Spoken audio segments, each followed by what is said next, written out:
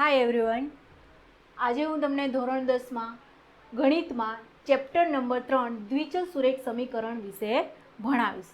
Okay, આ ચેપ્ટરના total marks છે 8. એમાંથી 4 માર્કનો એક ક્વેશ્ચન પૂછાય છે, 2 માર્કનો એક ક્વેશ્ચન પૂછાય છે અને 1 માર્કના 2 ક્વેશ્ચન પૂછાય છે. ઓકે, તો હવે આપણે આ ચેપ્ટરની વિશે સૌથી પહેલાં તો એના નામ વિશે સમજીએ. દ્વિચલ સુરેખ સમીકરણ યુગ્મ એટલે શું? દ્વિચલ એટલે કે જેમાં 2 ચલનો ઉપયોગ થતો હોય તેવા સમીકરણને દ્વિચલ સુરેખ સમીકરણ કહેવામાં આવે છે. હવે સુરેખ શું કામ રાખવામાં આવ્યું કે જ્યારે આ સમીકરણનો ગ્રાફ આપણે મેળવીએ છીએ ત્યારે ગ્રાફ હંમેશા કેવો મળે છે આપણે? સુરેખ એટલે કે સીધી લાઈનમાં મળે છે. અને સમીકરણ યુગ્મ એટલે કે અહીંયા આપણે 2 સમીકરણનો ઉપયોગ કરીને ઉકેલ મેળવવાનો છે, તેથી તેને સમીકરણ યુગ્મ કહેવામાં. હવે તમને યુગ્મ એટલે તમને ખબર જ છે કે જોડ હોય તેને શું કહેવામાં આવે છે? યુગ્મ કહેવામાં આવે છે. બરાબર. હવે સૌથી પહેલાં તો સમીકરણનું આપણે વ્યાપક સ્વરૂપ જોઈએ.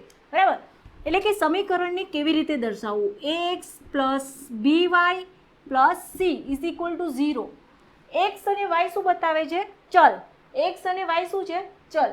હવે એક્સ અને વાય જ ચલ હોય એવું જરૂરી નથી. એબીસીડીના કોઈ પણ આલ્ફાબેટને તમે ચલ તરીકે ઉપયોગમાં લઈ શકો. એ શું બતાવે છે? તો કે એક્સનો સહગુણક. વાય શું બતાવે છે? બી શું બતાવે છે? તો કે વાયનો સહગુણક. સી શું છે? તો કે અચળ પદ છે. બરાબર. ઓકે, તો આ તો સમીકરણનું વ્યાપક સ્વરૂપ.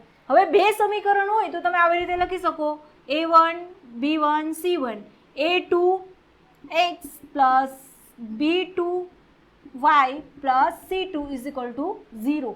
એટલે આ શું થઈ ગયું? સમીકરણ યુગ્મ થઈ ગયું. ઓકે, હવે સમીકરણ યુગ્મના પ્રકાર. હવે સમીકરણ યુગ્મના ટોટલ 3 પ્રકાર છે. એમાંથી પહેલો પ્રકાર છે સુસંગત સમીકરણ યુગ્મ. હવે સુસંગત સમીકરણ યુગ્મ એટલે શું? તો કે સુસંગત સમીકરણ યુગ્મ એટલે કે જેના ઉકેલ અનન્ય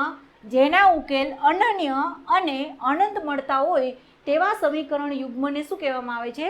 સુસંગત સમીકરણ યુગ્મ કહેવામાં આવે છે. જેના ઉકેલ અનન્ય એટલે કોઈ એક બિંદુએ છેદે. બરાબર. અનન્ય અને કેવા મળે? અનંત મળે. તેને શું કહેવામાં આવે? સુસંગત સમીકરણ યુગ્મ કહેવામાં આવે છે. હવે તમે જોઈ શકો, સમજવું હોય તમારે તો એનો ગ્રાફ કેવો મળે. દાખલા તરીકે આપણી પાસે 2 સમીકરણ છે.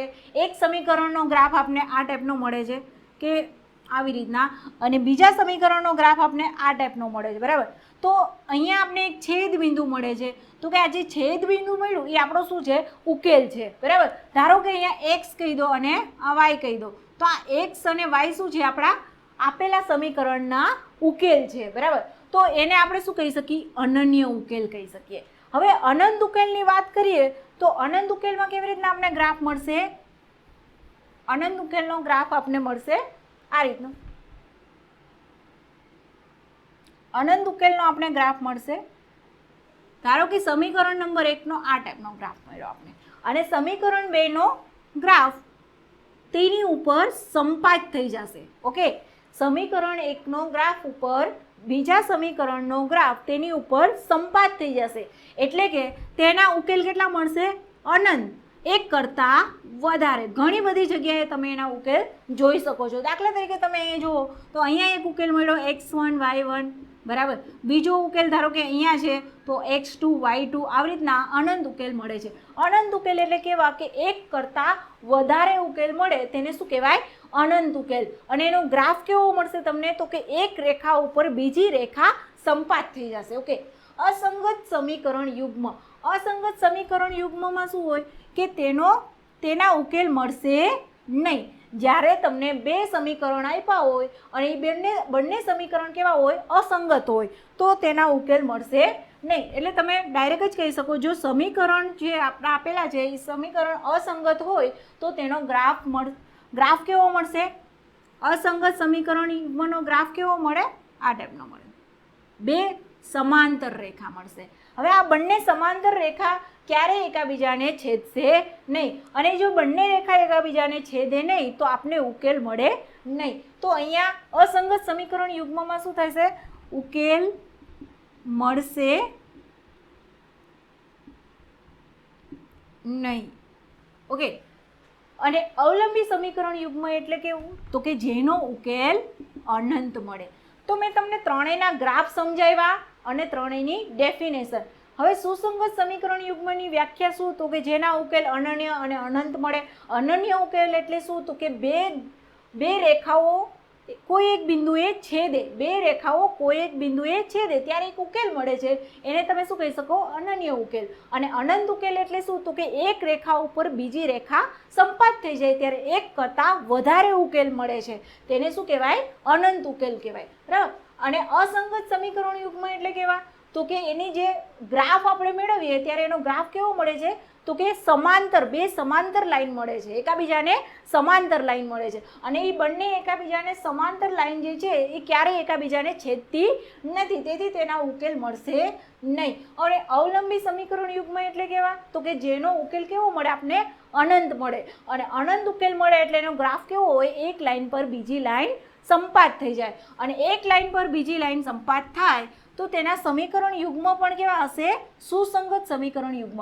એક વસ્તુ યાદ રાખજો કે અવલંબી સમીકરણ યુગ્મ હંમેશા કેવા હોય છે? સુસંગત સમીકરણ યુગ્મ હોય ને હોય જ. બરાબર. તો આ હતા એના પ્રકાર. હવે આપણે દાખલા જોઈશું. દાખલા જોતા પહેલા એની ત્રણ શરતો વિશે થોડુંક ભણી લઈએ. તેની ત્રણ શરત છે.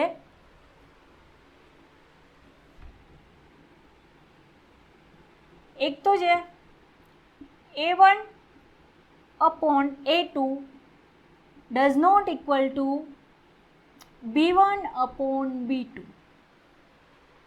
A1 અને A2 નો ગુણોત્તર B1 upon B2 એટલે કે B1 અને B2 ના ગુણોત્તરને સમાન ના હોય ત્યારે ઉકેલ હંમેશા કેવો મળશે તમને? અનન્ય. અનન્ય એટલે શું? કોઈ એક બિંદુએ બે રેખાઓ છેદશે. બરાબર. ઉકેલ કેવો મળશે? અનન્ય મળશે. ઓકે. શરત નંબર 2 શું છે? તો કે A1 upon A2 equals to B1 upon B2 does not equals to C1 upon C2. એટલે A1 upon A2 એટલે કે A1 અને A2 અને B1 અને B2 એટલે કે A1 A2 અને B1 B2 નો ગુણોત્તર સમાન છે, પરંતુ C1 અને C2 નો ગુણોત્તર સમાન નથી. ઓકે. જ્યારે C1 અને C2 નો ગુણોત્તર A1 A2 અને B1 B2 ને સમાન ના હોય ત્યારે ઉકેલ કેવો મળશે તમને?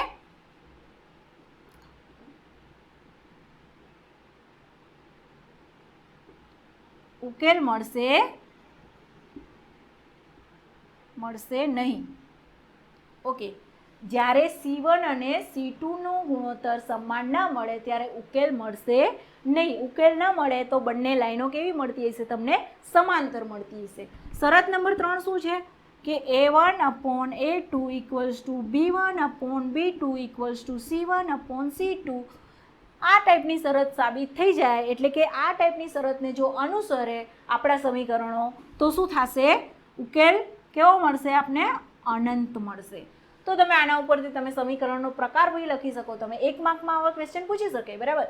તો જો અનન્ય ઉકેલ મળે તો એ સમીકરણનો પ્રકાર કેવો હોઈ શકે? સુસંગત હોઈ શકે. બરાબર. હવે તમને ઉકેલ ના મળે તો એ સમીકરણનો પ્રકાર કેવો હોઈ શકે? અસંગત હોઈ શકે. અનંત ઉકેલ હોય તો સમીકરણ અવલંબી પણ હોય અને સુસંગત પણ હોય છે. અને એનો ગ્રાફ વિશે માહિતી આપવાનું કહે તો ગ્રાફ અનંત ક્યારે મળે? ઉકેલ અનંત ક્યારે મળે? તો બંને લાઈનો એકાબીજા પર સંપાત થઈ જાય. તમે જોઈ શકો છો કે બંનેના ગુણોત્તર કેવા છે? સમાન. હવે બંનેના ગુણોત્તર સમાન હોય તો બંને લાઈનો કેવા હોય? એકાબીજા પર હંમેશા સંપાત જ થતી હોય. બરાબર. અને અહીંયા શું છે? A1 A2 અને B1 B2 ના ગુણોત્તર સમાન છે, પરંતુ C1 C2 ના ગુણોત્તર સમાન નથી, તો ઉકેલ મળશે નહીં. બરાબર. આમાં શું છે? A1 A2 B1 B2 ના ગુણોત્તર સમાન નથી, તો ઉકેલ કેવો મળશે? આપને અનન્ય એટલે કોઈ એક બિંદુએ છેદે છે. જોઈએ આપણે દાખલા નંબર 1 માં આપણે બે સમીકરણ આપ્યા છે. હવે આપણે એનો ઉકેલ મેળવવાનો છે. ઓકે. તો આનો ઉકેલ આપણે 3 રીતે મેળવી શકીએ. એક તો આદેશની રીત, લોપની રીત અને ચોકડી ગુણાકારની રીત. 3 રીતે તમે ઉકેલ મેળવી શકો આપણા સમીકરણોનો. આદેશ, લોપ અને ચોકડી ગુણાકાર.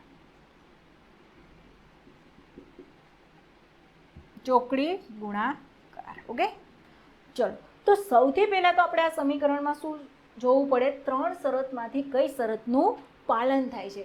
જો શરત નંબર 1 નું પાલન થતું હોય તો જ આપણે દાખલાનો ઉકેલ મેળવી શકશું. બાકી આગળ દાખલો કરવાની જરૂરત નથી. જો શરત નંબર 1નું પાલન થતું હોય તો જ તમારે દાખલો આગળ કરવાની જરૂરત પડશે, નહીંતર દાખલો આગળ કરવાની જરૂરત નથી. જો શરત નંબર 2નું પાલન થતું હોય તો ડાયરેક્ટ જ તમે કહી શકો કે A1/A2 equals to B1/B2 does not equal to C1/C2. શરતનું પાલન થતું હોવાથી ઉકેલ મળશે નહીં. અથવા એવું બી કહી શકો કે સમીકરણ કેવા છે, અસંગત છે, તો ઉકેલ મળશે નહીં. અને જો તમે શું કહી શકો A1/A2 A1/A2 equals to B1/B2 equals to C1/C2, એટલે કે બધાના ગુણોત્તર કેવા છે, સમાન, તો ઉકેલ કેવો મળશે આપણે, અનંત મળશે. આવું કહી શકો, બરાબર. એટલે આપણે એક જ વસ્તુ ધ્યાન રાખવાની, શરત નંબર 1નું પાલન થતું હોય તો જ તમારે દાખલામાં આગળ વધવાનું છે, બાકી આગળ વધવાની જરૂરત નથી. ડાયરેક્ટ શરત લખીને એમ કહી શકો કે ઉકેલ મળશે નહીં, અથવા તો ઉકેલ કેવો મળશે આપણે, અનંત મળશે. જોઈએ આપણે આ બંને સમીકરણ, આપણે 2 દાખલા લીધા છે અહીંયા. આ સમીકરણમાં આપણે જોઈએ કઈ શરત લાગુ પડે છે અને આ સમીકરણમાં જોઈએ આપણે કઈ શરત લાગુ પાડી શકીએ છીએ. સૌથી પહેલાં તો આપણે A1 કોને કહીશું, આને કહીશું x, આને A1 કહીશું, આને A1 કહીશું, આને શું કહીશું, B1 કહીશું, આને C1 કહીશું. ઓકે, ચલો. A1 એટલે શું? A1 એટલે કે x નો સહગુણક. A1 એટલે કે x નો સહગુણક. હવે x ની બાજુમાં આપણે કશું ના આપ્યું હોય તો ત્યારે આપણે શું સમજવાનું, ત્યારે આપણે શું સમજવાનું, એક સમજવાનું. x ની બાજુમાં કંઈ પણ ના આપ્યું હોય ત્યારે આપણે શું સમજવાનું, એક સમજવાનું, બરાબર. y ની બાજુમાં પણ કશું નથી આપેલું તો B1 ઇક્વલ્સ ટુ પણ શું થશે, થશે, બરાબર. હવે તમે જોઈ ગયા વ્યાપક સ્વરૂપમાં c કઈ બાજુ હતો, બરાબરની આ બાજુ હતો, બરાબર. વ્યાપક સ્વરૂપમાં c કઈ બાજુ હતો, બરાબરની આ બાજુ હતો. એટલે આપણે શું કરશું, 14 છે બરાબરની આ બાજુ છે, એને આપણે આ બાજુ લઈ જઈએ તો શું થશે, પ્લસનું શું થઈ જશે, માઇનસ થઈ જશે. તો C1 ઇક્વલ્સ ટુ શું આવશે, -14, બરાબર. એવી જ રીતે સમીકરણ 2માં A2 કહીએ આપણે, બરાબર. તો A2 ઇક્વલ્સ ટુ શું આવશે, 1. B1 ઇક્વલ્સ ટુ શું થશે, y ની બાજુમાં કંઈ નથી પરંતુ અહીંયા શું તમને દેખાય છે, માઇનસ, તો શું લખશો તમે, -1, બરાબર. અને C1 4ને આપણે બરાબરની આ બાજુ લઈ જઈશું તો શું થઈ જશે, -4. ઓકે, તો ચલો તમને A1 મળી ગયા, B1 મળી ગયા, C1 મળી ગયા, A2 મળી ગયા, B1 મળી ગયા, સોરી અહીંયા B2 આવશે અને અહીંયા પણ C2 આવશે, સોરી. ચલો, B2 મળી ગયા ને C2 મળી ગયા. જોઈએ આપણે પહેલી શરત, A1/A2 કીધું છે, બરાબર. તો A1 એટલે કે 1, A2 એટલે કે 1, બરાબર. ચલો, B1 એટલે કે 1, B2 એટલે કે -1. હવે તમે જોઈ શકશો કે A1 અને A2 નો ગુણોત્તર શું થાય છે, 1 થાય છે, અને B1/B2 નો ગુણોત્તર શું થાય છે, -1 થાય છે. તો બંનેના ગુણોત્તર સમાન નથી, તો ડઝ નોટ ઇક્વલ્સ ટુ, બરાબર. બંનેના ગુણોત્તર સમાન નથી તો શું આવે, ડઝ નોટ ઇક્વલ્સ ટુ. એટલે શરત નંબર 1નું પાલન થયું, બરાબર. હવે શરત નંબર 1નું પાલન થયું તો આપણે ઉકેલ કેવો મળશે, અનન્ય ઉકેલ મળશે. તો આ દાખલો આપણે આગળ વધશું 3 રીતથી, 3 અલગ અલગ રીત, આદેશ, લોપ અને ચોકડી ગુણાકાર, બરાબર. હવે જોઈએ આપણે દાખલા નંબર 2માં, પહેલા આ દાખલાને આપણે 3 અલગ અલગ રીતથી કરતા પહેલા દાખલા નંબર 2માં કઈ શરતનું પાલન થાય છે એ આપણે જોઈ લઈએ પહેલા, બરાબર. ચલો જોઈએ દાખલા નંબર 2માં કઈ શરતનું પાલન થાય છે, બરાબર. ચલો, એમાં A1 શું થશે, 3, x નો સહગુણક 3 છે તો આપણે 3 લખશું, બરાબર. A2 શું થશે, સોરી B1 શું થશે, -1. C1 શું થશે, 3 ને આપણે આ બાજુ લઈ આવીએ, -3, બરાબર. A2 શું થશે, 9. B2 શું થશે, -3, અહીંયા -1. C2 શું થશે, અહીંયા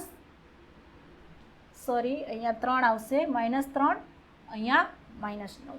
ચલો, A1 મળ્યા આપને 3, B1 મળ્યા -1, C1 મળ્યા -3, બરાબર. A2 મળ્યા 9, B2 મળ્યા -3 અને C2 મળ્યા -9. -9 શા માટે કર્યા તમને લોકોને ખબર છે કે બરાબરની આ બાજુ આવે તો પ્લસનું થઈ જશે માઇનસ. ચલો જોઈએ આપણે શરત નંબર 1નું પાલન થાય છે, 2નું પાલન થાય છે કે 3નું પાલન થાય છે. ચલો, A1/A2 એટલે 3/9 ઇક્વલ્સ ટુ B1/B2 એટલે -1/-3, C1/C2 એટલે -3/-9. ઓકે, 3 તરી 9, માઇનસ કેન્સલ, માઇનસ કેન્સલ, 3 તરી 9. તો આનો ગુણોત્તર આવશે 1/3 બરાબર 1/3 બરાબર 1/3. હવે તમે જોઈ શકો છો કે ત્રણેયના ગુણોત્તર કેવા મળ્યા છે તમને? સમાન. હવે ત્રણેયના ગુણોત્તર સમાન મળે ત્યારે ઉકેલ કેવો મળે? અનંત. તો તમારે આ દાખલાને આગળ કરવાની જરૂરત નથી. અહીંયાથી જ તમે કહી શકો કે a1/a2 equals to b1/b2 equals to c1/c2. એટલે કે ત્રણેયના ગુણોત્તર સમાન હોવાથી ઉકેલ કેવો મળશે? અનંત મળશે. તો બીજો દાખલો આપણે આ 3 રીતથી કરવાની જરૂરત નથી. તો આપણે પહેલા દાખલાને 3 રીતથી કરશું કારણ કે તેનો ઉકેલ કેવો મળે છે આપણે? અનન્ય. એટલે કોઈ એક બિંદુ એ છેદે છે. ચલો જોઈએ આપણે.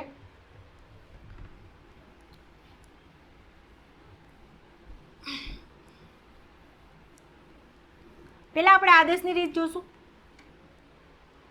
ચલો આદેશની રીતથી જોઈએ. તો આદેશની રીતમાં શું કરવાનું? અહીંયા તમને 2 સમીકરણ આપેલા છે બરાબર. એકને કહી દો સમીકરણ નંબર 1, બેને કહી દો સમીકરણ નંબર 2. 2 સમીકરણ આપેલા છે. સમીકરણ 1ને સમીકરણ નંબર 1 અને બીજા સમીકરણને સમીકરણ નંબર 2. આવી રીતના નામ આપી દો બરાબર સૌથી પહેલાં. પછી શું કરો? સમીકરણ 1 અથવા તો સમીકરણ 2માં બંનેમાંથી કોઈ પણમાં x અથવા તો y ને શું કરો? કરતા કરો બરાબર. સમીકરણ 1 અથવા તો સમીકરણ 2માં x અથવા y ને કરતા કરો. ચલો સમીકરણ 1માં આપણે કરતા કરીએ. સમીકરણ હતું x + y બરાબર 14 બરાબર. તો આમાં હું x ને કરતા કરું તો y ક્યાં જશે? બરાબરની બીજી બાજુએ જશે બરાબર. તો બરાબરની બીજી બાજુએ જાય તો પ્લસનું શું થઈ જશે? માઇનસ બરાબર. તો આને તમે સમીકરણ નંબર 3 નામ આપી શકો બરાબર. તો x ની કિંમત આપણે શું મળી? 14 - y બરાબર. ચલો હવે બીજા સ્ટેપની અંદર આપણે શું કરશું? સ્ટેપ નંબર 1માં શું કર્યું આપણે? x અથવા તો y ને કરતા કર્યા. બેમાંથી કોઈ પણ સમીકરણની અંદર x અથવા y ને શું કરો? કરતા કરો. સ્ટેપ નંબર 2માં શું કરવાનું? તમે જે x અથવા તો y ને કરતા કર્યા છે એ અન્ય સમીકરણમાં એટલે કે જેમાં કરતા કર્યા છે તેમાં નથી મૂકવાનું બરાબર. અન્ય બીજા એટલે કે બીજા સમીકરણની અંદર તેની કિંમત મૂકો. અહીંયા આપણે x ને કરતા કરીએ છીએ તો x ની કિંમત સમીકરણ નંબર 2માં મૂકશું કારણ કે 1માં તો આપણે કરતા કરેલા છે બરાબર. તો અહીંયા લખશું આપણે x ની કિંમત સમીકરણ 1માં એકમાં નહીં 2માં મૂકતા બરાબર. ચલો સમીકરણ નંબર 2 શું હતું? x - y equals to 4. તો x ની કિંમત મૂકી આપણે. x ની જગ્યાએ શું મૂકી દેવાનું? 14 - y ઇક્વલ્સ ટુ 4 બરાબર. ચલો હવે જોઈએ આપણે. અહીંયા y છે અને અહીંયા પણ y છે અને માઇનસ માઇનસ છે તો માઇનસ માઇનસ શું થઈ જશે? પ્લસ. એટલે 14 - 2y થાય બરાબર ઇક્વલ્સ ટુ 4 બરાબર. હવે જોઈએ આપણે અચળ પદને શું કરી દઈશું? ભેગા કરી દઈશું કારણ કે આપણે અહીંયા y ને કરતા કરીને y શોધવો છે. તો y ને આપણે આ બાજુ લઈ જઈશું અને અચળ પદને આપણે આ બાજુ લઈ જઈશું બરાબર. તો 14 - 4 અહીંયા પ્લસ છે, આ બાજુ આવશે તો શું થશે? માઇનસ થશે. અહીંયા 2y કેવા છે? માઇનસ. બરાબરની બીજુ બાજુ જશે તો કેવા થઈ જશે? પ્લસ. 14 - 4 એટલે કેટલા થશે? 10 બરાબર 2y. હવે y ને હું કરતા કરું તો 10/2 બરાબર અને 2 × 5 = 10. તો y ની કિંમત આપણે મળી ગઈ 5 બરાબર. તો એક ઉકેલ આપણે મળી ગયો છે 5. ચલો હવે y ની કિંમત સમીકરણ નંબર 3માં મૂકતા. y ની કિંમત સમીકરણ 3માં મૂકીએ એટલે આપણે શું મળવાનું છે? x મળી જશે બરાબર. y ની કિંમત આપણે શેમાં મૂકશું? સમીકરણ 3માં બરાબર. તો x ઇક્વલ્સ ટુ શું હતા? 14 - y ની જગ્યાએ મૂકવાના છે આપણે 5 બરાબર. તો શું થઈ જશે? 9. ચલો તો x બરાબર આપણે મળ્યા 9. તો આપણો ઉકેલ શું મળ્યો આપણે? પહેલાં x મૂકવો 9 અને 5. ચલો હવે તમને એમ કે તમને એમ કે આની ચકાસણી કરો. તો ચકાસણી કરવા માટે તમારે શું કરવાનું કે અહીંયા જે આપણા સમીકરણ છે ત્યાં x ની જગ્યાએ x ની કિંમત મૂકો અને y ની જગ્યાએ y ની કિંમત કરો બરાબર. તમે જે ઉકેલ મેળવ્યો છે તે ઉકેલની તમને ચકાસણી કરવાનું કહે તો તમારે શું કરવાનું? x ની જગ્યાએ x ની કિંમત મૂકો અને y ની જગ્યાએ y ની કિંમત મૂકો બરાબર. x ની જગ્યાએ 9 મૂકી જો અહીંયા 9 અને y ની જગ્યાએ કેટલા મૂકો? 5. તો કે 9 + 5 એટલે કેટલા થાય? 14. તો આપણો આન્સર સાચો છે. અહીંયા જોઈ જુઓ, એક્સની જગ્યાએ કેટલા મૂકો 9 અને વાયની જગ્યાએ કેટલા મૂકો 5. તો 9માંથી 5 જાય એટલે કેટલા આવે 4. તો આપણા ઉકેલો સાચા છે. તો આ હતી આદેશની રીત. બરાબર. હવે આપણે કઈ રીત કરશું? લોપની રીત. બરાબર. જોઈએ લોપની રીત.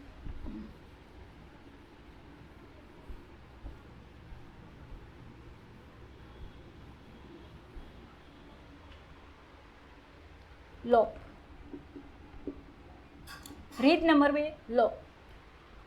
ચલો, લોપની રીતમાં શું કરવાનું? તેમાં પણ પહેલાં તો સમીકરણ નંબર 1 અને સમીકરણ નંબર 2 નામ આપી દો સૌથી પહેલાં તો. બરાબર. પછી શું કરવાનું? તો કે એક્સને સરખા કરો અથવા તો વાયને સરખા કરો. એક્સના સહગુણકો સરખા કરો અથવા તો વાયના સહગુણકો સરખા કરો. બરાબર. અહીંયા જુઓ 1 છે અને અહીંયા પણ 1 છે. તો એક્સના સહગુણક સરખા છે અને અહીંયા વાયના સહગુણક પણ સરખા છે. તો આપણે સરખા કરવાની જરૂરત નથી. અને જો સરખા ન આપ્યા હોય, સપોઝ કે અહીંયા તમને 2 આપેલા છે, તો તમારે શું કરવું પડે? જો 2 આપેલા હોય તો કંઈ ટેન્શન લેવાની જરૂરત નથી, કારણ કે વાય તો સરખા છે જ. બરાબર. પરંતુ જો અહીંયા 3 આપેલા હોય, ચલો અહીંયા 3. બરાબર. અહીંયા 2 આપેલા છે અને અહીંયા 3 આપેલા છે, તો ન તો આના એક્સ સરખા છે ન તો આના વાય સરખા છે. બરાબર. એક્સ પણ સરખા નથી અને વાય પણ સરખા નથી. તો બંનેના એક્સ અને વાયના સહગુણકને સરખા કરવા માટે આપણે શું કરવું પડશે? સમીકરણ નંબર 1ને 2 વડે ગુણાવી દો. સમીકરણ નંબર 1ને 2 વડે ગુણો તો જો તમે અહીંયા એક્સના સહગુણક કેવા થઈ જશે? સરખા થઈ જશે. અથવા તો સમીકરણ નંબર 2ને 3 વડે ગુણો. અહીંયા શું થશે? 3 દુ 6 અને અહીંયા શું આવી જશે? 3. તો વાયના સહગુણક શું થઈ જશે? સરખા થઈ જશે. બરાબર. અને પછી શું કરવાનો? જો નિશાની સમાન હોય તો શું કરવાનો? બાદબાકી કરવાની. જો સમીકરણની નિશાની સમાન હોય, બંને સમીકરણમાં એક્સના સહગુણકોની નિશાની સમાન હોય તો શું કરો? બાદબાકી કરો. અને બંને સમીકરણમાં વાયના સહગુણકો અથવા તો એક્સના સહગુણકોની નિશાની વિરુદ્ધ હોય તો સરવાળો કરો. જો નિશાની વિરુદ્ધ હોય તો સરવાળો કરવો અને નિશાની સમાન હોય તો બાદબાકી કરવી. પણ અહીંયા આપણે કોઈ ટેન્શન લેવાની જરૂરત નથી, કારણ કે અહીંયા કોઈ પણ જાતની ચિંતા કરવાની જરૂર નથી, કારણ કે આપણા અહીંયા એક્સ અને વાય સરખા જ આપેલા છે. બરાબર. એક્સનો પણ લોપ કરી શકો અને વાયનો પણ લોપ કરી શકો. હવે તમને એમ થાય કે એક્સને સરખા કરવાની જરૂરત શા માટે પડી, અથવા તો વાયના સહગુણકોને સરખા કરવાની જરૂરત શા માટે પડી? તો આપણે અહીંયા શું કરવું છે? એક્સ જે પદ તમે સરખા કરો છો એ પદનો લોપ કરવો છે. લોપ એટલે શું? તો કે એને દૂર કરવું. લોપનો મતલબ શું? એને દૂર કરવું. જો એક્સ દૂર થઈ જશે તો આપને શું મળશે? વાય મળશે. અને વાયને કરતા કરીને આપણે ઉકેલ મેળવી શકશું. બરાબર. તો અહીંયા જોઈએ, આપણે એક્સ તો સરખા છે, પણ અહીંયા એક્સની નિશાની કેવી છે? સમાન છે. તો આની શું કરવાની? આપણે બાદબાકી કરવાની. તો બંને સમીકરણની શું કરવાની? બાદબાકી કરવાની. જો તમે એક્સનો લોપ કરવા માંગતા હો તો બંને સમીકરણની તમારે બાદબાકી કરવી પડે. અને અહીંયા જો તમારે વાયનો લોપ કરવો હોય તો તમે જોઈ શકો છો નિશાની શું છે? વિરુદ્ધ છે.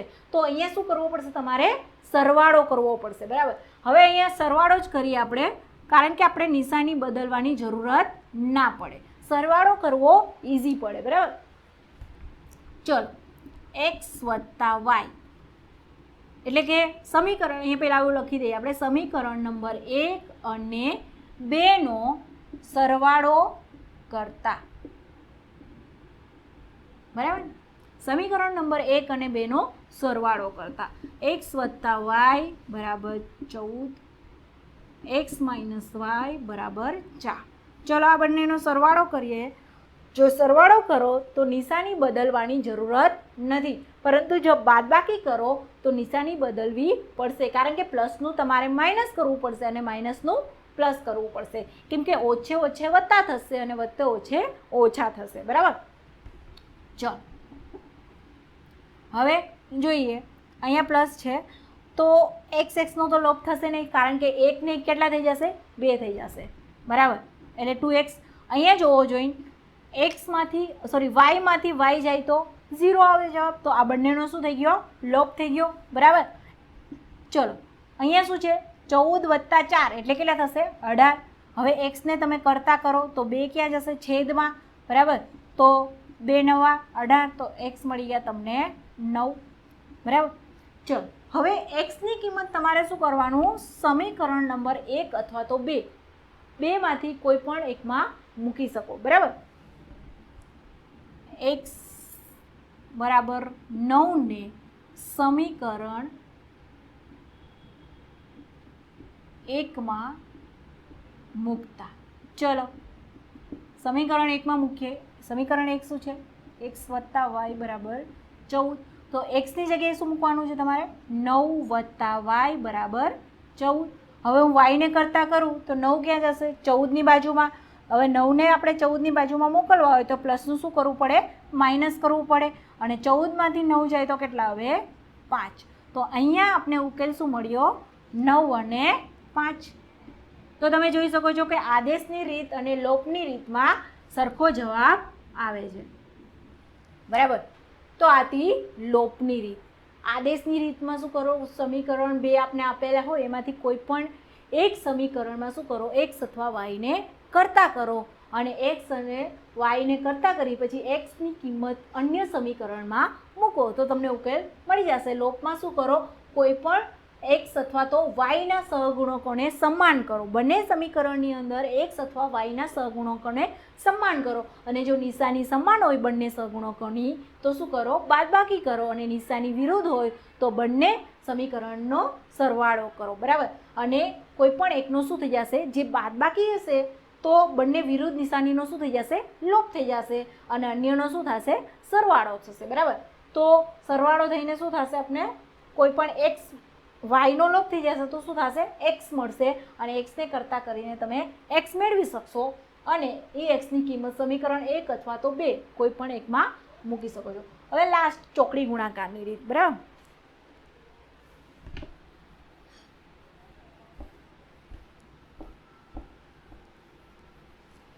ચાલો ચોકડી ગુણાકારની રીત.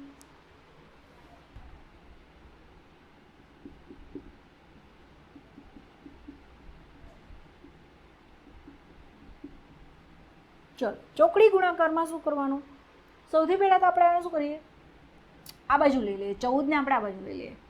એક્સ વત્તા વાય માઇનસ 14 કરી દઈએ is equal to 0. X minus y minus 4 કરી દઈએ ઇઝ ઇક્વલ ટુ 0, બરાબર. આને આપણે શું કહીશું, A1, આને કહીશું B1, આને કહીશું C1. એટલું યાદ રાખજો કે A1 શું છે, એક્સનો સહગુણક છે, B1 વાયનો સહગુણક છે અને C1 અચળ પદ છે, બરાબર. આને કહીશું આપણે A2, આને કહીશું B2 અને આને કહીશું C2. ઓકે, ચલો હવે આપણે દાખલો આગળ કરીએ. ચલો ચોકડી ગુણાકારમાં શું કરવાનું, જ્યારે એક્સ તમે ઉપર મૂકો ત્યારે છેદમાં શું મૂકવાનું, એક્સ સિવાયના પદો મૂકો. એક્સ સિવાયના પદો, તો એક્સ સિવાયના પદો શું છે, વાયના સહગુણક છે અને અચળ પદ છે, બરાબર. તો વાયના સહગુણક શું છે, B1 અને B2. અચળ પદ શું છે, C1 C2, બરાબર. હવે જ્યારે વાય તમે અંશમાં મૂકો ત્યારે તમારે શું કરવાનું, વાય સિવાયના પદો છેદમાં મૂકવા. વાય સિવાયના પદો કયા કયા છે, તો એક્સના સહગુણક છે અને અચળ પદ છે. તો સૌથી પહેલાં તો આ જે C1 C2 છે ને, આ લાસ્ટવાળું એ જ પહેલાં લખી દેવું, એટલે અચળ પદ તો આવી જ ગયું. હવે શું બાકી રહ્યું, તો એક્સના સહગુણક બાકી રહ્યા. તો એક્સના સહગુણક શું છે, A1 A2, બરાબર. હવે જ્યારે તમે અચળ પદ મૂકો ત્યારે અચળ પદ સિવાયના પદો છેદમાં મૂકવા. અચળ પદ સિવાયના પદો કયા છે, તો એક્સના સહગુણક અને વાયના સહગુણક, બરાબર. તો એક્સના સહગુણકમાં એટલે કે લાસ્ટવાળું જે છે A1 A2, પહેલાં એ તો લખી જ દેવાનું, A1 A2, બરાબર. ઓકે, પછી અહીંયા લખશો B1 અને B2. હવે તમે આમ બી યાદ રાખી શકો, પહેલું લો ત્યારે શું લખવાનું, બીજું ત્રીજું, ત્રીજું પહેલું, પહેલું બીજું. આ રીતનું પણ યાદ રાખી શકો, બરાબર. શું રાખી શકો, એક્સના છેદમાં પહેલું બીજું ત્રીજું, ત્રીજું પહેલું, પહેલું બીજું. આ રીતનું યાદ રાખી શકો, બરાબર. અહીંયા જે લખો સેમ એ અહીંયા લખું, અહીંયા જે લખો એ અહીંયા લખું. એટલે એકને એક વસ્તુ બીજી વખત રિપીટ થાય છે, જોઈ શકો છો તમે. હવે ચોકડી ગુણાકાર એટલે શું, તમારે આને ચોકડી પાડવાની આ રીતની, આ બરાબર, આ રીતની, બરાબર. ચલો પહેલાં આપણે આ કિંમત આ પ્રમાણે મૂકી દઈએ, બરાબર.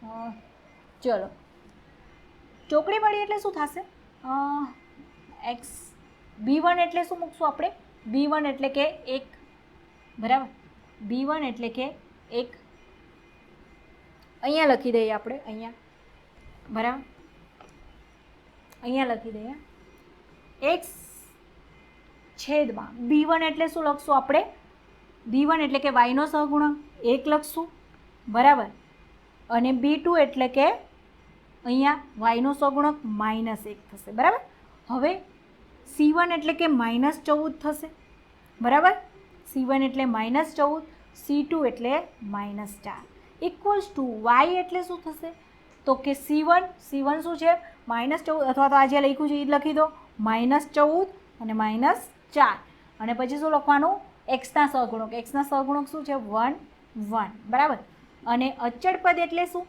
તો કે અચળ પદ એટલે a1 a2 એટલે કે આ જે લાસ્ટમાં જે લખેલું છે એ પહેલાં લખી દો બરાબર અને b1 b2 એટલે કે શું આ 1 અને -1 ઓકે b1 b2 1 અને -1 બરાબર હવે ચોકડી કરવાની છે એટલે શું ઉપરથી નીચે અને નીચેથી ઉપર આ રીતનો ગુણાકાર કરવાનો છે અહીં શું લખ્યું છે ચોકડી ગુણાકાર તો ચોકડી વાળી આપણે શું કરવાનો છે ગુણાકાર ચલો આ ગુણાકાર કરીએ ઉપરથી નીચે એટલે 1 ચોક 4 બરાબર 1 ચોક શું થશે 4 બટ કેવા પ્લસ માઇનસ -4 બરાબર વચ્ચે નિયમના માઇનસ હવે અહીંયા શું થશે માઇનસ માઇનસ પ્લસ થઈ જશે બરાબર નિયમના માઇનસ તો છે જ અને માઇનસ માઇનસ શું થઈ જવાના છે પ્લસ થઈ જવાના છે 14 એકા 14 આ રીતનું થશે માઇનસ માઇનસ પ્લસ નિયમના માઇનસ 14 એકા 14 ચલો અહીંયા વાત કરીએ વાય 14 એકા 14 ઉપરથી નીચે અને નીચેથી ઉપર આ રીતની ચોકડી પાડવાની છે બરાબર તમારે નીચેથી ઉપરથી નીચે અને નીચેથી આમ ઉપર આ રીતની ચોકડી બરાબર ચલો જોઈ શકો છો તમે 14 એકા 14 પ્લસ માઇનસ માઇનસ બરાબર 14 હવે અહીંયા નિયમના માઇનસ 4 એકા 4 પણ પ્લસ માઇનસ શું થશે -4 બરાબર આ રીતનું થશે 1 એકા 1 બટ પ્લસ માઇનસ માઇનસ 1 એકા 1 માઇનસ નિયમના બરાબર પ્લસ પ્લસ પ્લસ આ રીતનું થશે બરાબર હવે માઇનસ માઇનસ શું થવાનું છે પ્લસ થવાનું છે તો x છેદમાં માઇનસ માઇનસ પ્લસ તો શું થાય 14 ને 4 કેટલા થાય 18 નિશાની તમારે હંમેશા કયા મોટા નંબરની આપવાની છે મોટા નંબર કયા છે 14 ગુણાકારમાં નથી જોવાનું જ્યારે પ્લસ માઇનસ કરતા હોય ત્યારે હંમેશા મોટા નંબરની નિશાની આપવી બરાબર તો અહીંયા આપણે શું કરી રહ્યા છીએ માઇનસ માઇનસ પ્લસ એટલે સરવાળો કરવાનો છે મોટા નંબર 14 છે તો 14ની બાજુમાં નિશાની કેવી છે માઇનસ તો શું આવશે -18 બરાબર અહીંયા શું થશે માઇનસ માઇનસ અહીંયા શું થઈ જવાનું છે પ્લસ થઈ જવાનું છે માઇનસ માઇનસ પ્લસ અને પ્લસ માઇનસ માઇનસ એટલે આ બંનેની શું થવાની છે બાદબાકી પહેલાં શું થયું યાદ રાખો બ્રેકેટમાં માઇનસ છે અને બહાર પણ માઇનસ છે તો આ માઇનસ માઇનસ શું થઈ ગયું એનું પ્લસ થઈ ગયું અને માઇનસ પ્લસ માઇનસ તો 14માંથી 4 જાય તો કેવા આવશે 10 આવશે બટ નિશાની માઇનસ આવશે કેમ કે 14 મોટા છે એટલે -10 14માંથી 4 જાય તો 10 ઓછે વત્તા માઇનસની નિશાની આવશે કેમ કે બંને સેમ જ છે બરાબર ચલો આટલું આપણે કર્યું આગળ શું કરશું આપણે જોઈએ હવે આપણે x અને y ને કેની સાથે સરખાવશું અચળ પદ સાથે x અને y ને અચળ પદ સાથે સરખાવશું જોઈએ x શું છે બરાબર અચળ પદ શું છે આપણો 1/-2 હવે આપણે x શોધવા છે તો x ને શું કરશું કરતા કરશું તો 18 ને ક્યાં મોકલી દેશું અંશમાં -18 -2 માઇનસ માઇનસ કેન્સલ 2 × 9 = 18 તો અહીંયા x આપને શું મળ્યું 9 મળ્યું બરાબર ઓકે ચલો એવી જ રીતના y ને પણ સંખ્યાની સાથે સરખાવશું અચળ પદ સાથે તો y આપને શું મળ્યા છે y/-10 અને અચળ પદ શું છે 1/-2 હવે y ને કરતા કરીએ તો શું થાય છે 10 ઉપર જશે 10 ઉપર જાય 2 નીચે હતા જ માઇનસ માઇનસ કેન્સલ 2 × 5 = 10 તો y બરાબર મળ્યું આપને 5 તો આપણો ઉકેલ શું મળ્યો આપને x એટલે કે 9 અને 5 ચકાસણી કરતાં મેં તમને શીખવાડી છે x અને y ની કિંમત સમીકરણમાં મૂકી દો જો આપણે બરાબરની બીજી બાજુએ જે છે એ આન્સર આવી જાય તો આપણો ઉકેલ સાચા છે. અને તમે જોયું કે આદેશ, લોપ અને ચોકડી ગુણાકાર ત્રણેયમાં આપણો જે ઉકેલ છે એ કેવો છે? સમાન છે. એટલે તમે એટલું કહી શકો કે દ્વિચલ સુરેખ સમીકરણ યુગ્મની અંદર જે આપણે ઉકેલ શોધવાનો છે એ 3 અલગ અલગ રીતથી શોધી શકશું: આદેશ, લોપ અને ચોકડી ગુણાકાર. જો પરીક્ષાની અંદર તમને ઉલ્લેખ કરવામાં આવ્યો હોય કે આપેલા સમીકરણો ચોકડી ગુણાકારની રીતથી ઉકેલો, તો ફરજિયાત કઈ રીતથી ઉકેલવાનો? ચોકડી ગુણાકારની રીતથી. અને લોપની રીતથી કીધું હોય તો લોપની રીતથી ઉકેલવાનું, અને આદેશની રીત કીધી હોય તો આદેશની રીતથી કરવાનું. બાકી જો કોઈ પણ જાતનો ઉલ્લેખ ન કરવામાં આવ્યો હોય તો 3માંથી તમને જે સહેલી લાગે એ રીતથી તમે દાખલો કરી શકો છો. તો આ હતું દ્વિચલ સુરેખ સમીકરણના 2 દાખલાઓ મેં તમને કરાવ્યા અહીંયા. ઓકે, ચલો. તો મિત્રો, જો તમને મારો લેક્ચર પસંદ આવ્યો હોય તો નીચે આપેલા નંબર પર ફોન કરીને અમારા ક્લાસીસ વિશે સંપૂર્ણ માહિતી મેળવી શકો છો.